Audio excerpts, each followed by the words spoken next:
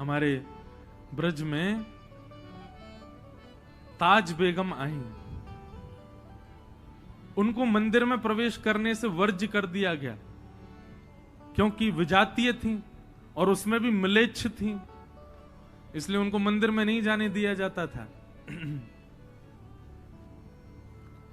वो ताज बेगम बाहर बैठी बैठी, ठाकुर जी के मंदिर के बाहर बैठी बैठी केवल दर्शनार्थियों से सुनती थी कि ठाकुर जी का श्रृंगार कैसा है। वे सब आके बताते ऐसा श्रृंगार है, ऐसा मुकुट है, ऐसा रूप है। तो ताज बेगम वहीं बाहर बैठी बैठी रेत में ही ठाकुर जी की आकृति बनाती थी और सुना जो गया है उसी से आकृति बना करके रेत के ही ठाकुर जी का दर्शन करती। एक दिन स्थिति ऐसी हो गई कि ये करते करते करते करते अब ताज बेगम किसी से पूछती नहीं है, अपने आप बनाती है आकृति, और आकृति बना करके बाहर आने वाले लोगों से अपने आप बताती। आज ठाकुर जी ने नीले वस्त्र पहने हैं? बोले हाँ, आज नीले वस्त्र पहने। ठाकुर जी ने गले में मोती की माला पहनी है? बोले जी।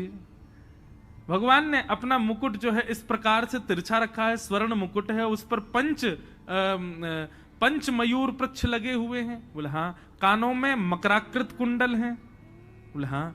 ठाकुर जी के मुकुट पर एक मोती की लड़ लहरा रही है? बोले हाँ।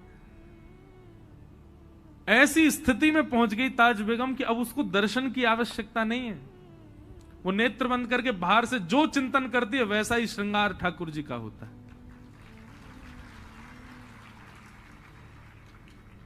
सुनो दिल जानी मेरे दिल की कहानी, ताज बेगम गाती है। सुनो दिल जानी मेरे दिल की कहानी, तेरे हाथ हू बिकानी, तेरे हाथ हू बिकानी, बदनाम भी सहूंगी, सुनो दिल जानी। ऐसे ऐसे भक्तों की लीलाएं हैं।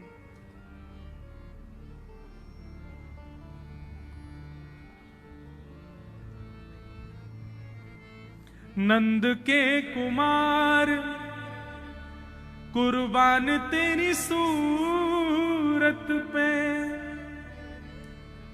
हूं तो मुसलमानी हिंदुआनी हूं रहूंगी, सुनो दिल जानी मेरे दिल की कहानी, तेरे हाथ हूं बिकानी, तेरे हाथ हूं बिकानी, बदनाम भी सहूंगी, सुनो दिल जानी।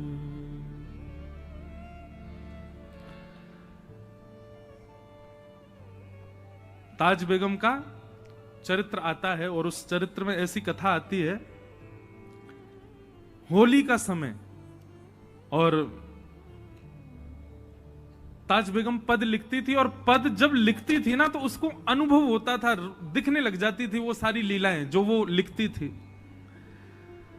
तो होली का पद लिख रही थी। आज भी नाथ द्वार में जब होलाष्टक शुरू होते हैं तो सबसे पहला पद ताज बेगम का ही गाया जाता है, धमार का पद।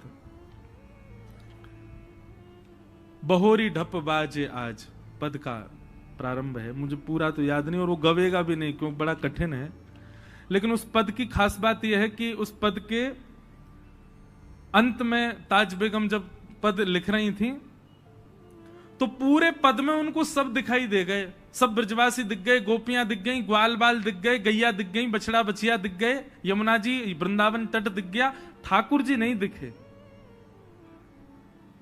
उनको जो दिखता था वो लिखती थी, और लिखते लिखते उनको इतना विरह हो गया कि ठाकुर जी नहीं आए अभी तक। इतना विरह हुआ कि पद लिखते लिखते लिखते अंतिम पंक्ति लिखी रही थी कि अभी तक ठाकुर जी नहीं आए। उसी विरह में उन्होंने प्राण त्याग दिए, और अंतिम पंक्ति की अंतिम शब्दावली अभी रह गई थी जिसमें छाप होती है लेखक की। जैसे सूरदास जी के पद आप गाओ तो सूरदास जी के पद में अंत में सूरदास कारी कामर पे चढ़े ना दूज और रंग, ऐसे छाप होती है। कुम्मन दास जी का पद गाओ तो कुम्मन दास जी का नाम आता है, तुलसीदास जी के कोई पंक्ति गाओ तो तुलसीदास जी का नाम। ऐसे ही ताज बेगम की छाप आनी थी, वो छाप वाली पंक्ति लिखनी थी ताज बेगम को, लेकिन तभी उनके प्राण निकल गए, प्राण त्याग दिए। ठाकुर जी नहीं आए पद में। तो कहते हैं आकाश में गर्जना हुई, शाम घटा प्रकट हो गई, और अंतिम पंक्ति पूर्ण करने के लिए स्वयं श्याम सुंदर प्रकट हो गए। और उसकी अंतिम पंक्ति लिखी, निर्तत आवत ताज के प्रभु।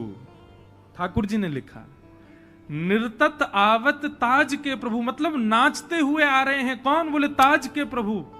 गावत गीत धमार, ठाकुर जी धमार गीत गाते हुए अंतिम क्षण में प्रकट हो गए।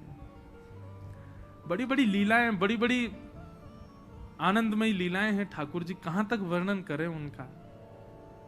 तो निर्गुण, ये चौथे दिन कृष्ण जन्म होने का तात्पर्य केवल और केवल इसलिए है कि आपके चित्त में निर्गुणता आवे।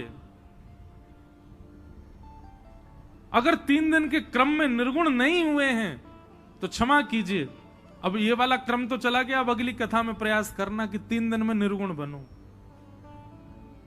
चौथे दिन जब तक निर्गुण नहीं बनोगे, आपको लगेगा मंडी द्वीप में पंडाल में व्यास जी ने कथा कह दी और कृष्ण जन्म किया, लेकिन निर्गुण हो जाओगे ना, नेत्रबंद हो जाएंगे। ये सब आपको भोपाल मंडी द्वीप के लोग नहीं, ऐसा लगेगा ये सब ब्रजवासी हैं, ये मधुमंगल श्रीदामा आदि ही सब नाच रहे हैं। अरे देखो ये सब सखियां, ललता विशाखा आदि गोपियां सब नृत्य कर रही हैं, सामने व्यास जी नहीं